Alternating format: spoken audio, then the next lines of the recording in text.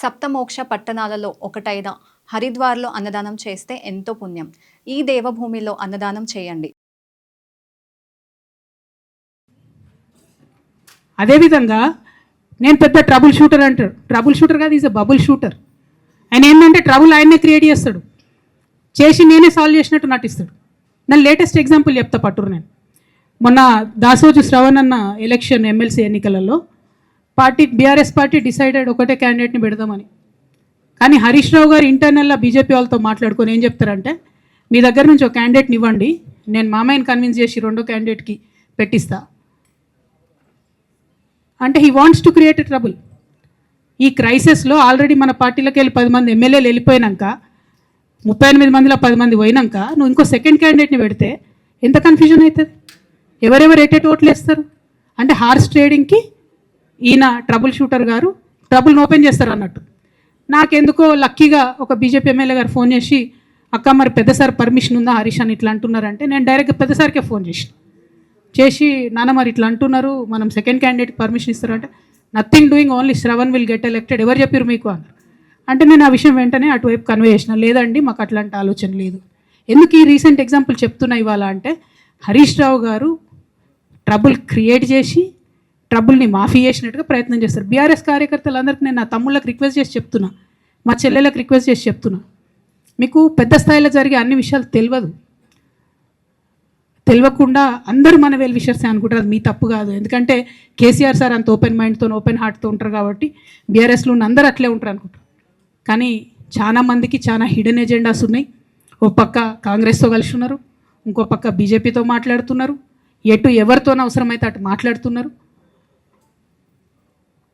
అదేవిధంగా 2018 ఎన్నికలలో హరీష్ రావు గారు 20-25 మంది ఎమ్మెల్యేలకు ఎన్నికలలో అడిషనల్ ఫండింగ్ ఇచ్చారు, పార్టీ ఇచ్చింది కాకుండా. ఏడుకేళ్ళు వచ్చినాయి హరీష్ రావు గారికి అన్ని డబ్బులు. 100% కాళేశ్వరంలో జరిగిన అవినీతి నుంచి వచ్చిన డబ్బులే.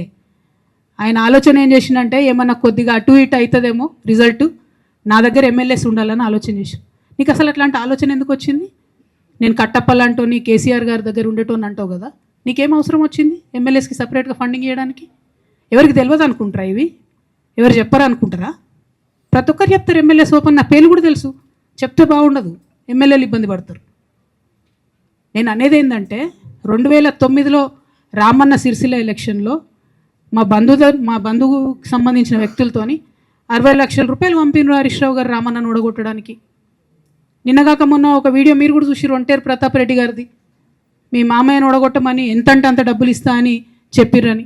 ఓ పక్క కేసీఆర్ గారిని ఓడగొట్టాలి, ఓ పక్క కేటీఆర్ గారిని ఓడగొట్టాలి, నిజామాబాద్లో నా ఎంపీ సెగ్మెంట్లో అందరు ఎమ్మెల్యేలను మేనేజ్ చేయాలి, అందరిని మన కేసీఆర్ కుటుంబాన్ని ఓడగొట్టాలి, విచ్ఛిన్నం చేయాలి. కానీ కేసీఆర్ గారి పేరుతో వచ్చేటటువంటి బెనిఫిట్స్ మాత్రం అన్నీ కావాలి. మరి ఇటువంటి వారిని నా రిక్వెస్ట్ కేసీఆర్ గారితో, కేటీఆర్ గారితో, వారిని మీ పక్కన పెట్టుకొని నిజం మాట్లాడే నన్ను బయటకు పంపితే మరి పార్టీ బాగుంటుందా? దయచేసి ఆలోచన చేసుకోండి. నేనేమంటున్నా రామన్న మిమ్మల్ని అంటే, నా మీద మీకు కోపం ఉండొచ్చు, నా మీద ఏముందో ఎవరేం చెప్పారో నాకు తెలియదు. నేను మాత్రం నా ప్రాణం పోయినా కేసీఆర్ గారికి హాని జరగాలని కానీ, కేటీఆర్ గారికి హాని జరగాలని కానీ కోరుకోను. అది నా నైజం కాదు. ఆడపిల్లలకు అట్లుండదు. ఆడపిల్లలు ఇల్లు బాగుండాలనుకుంటారు.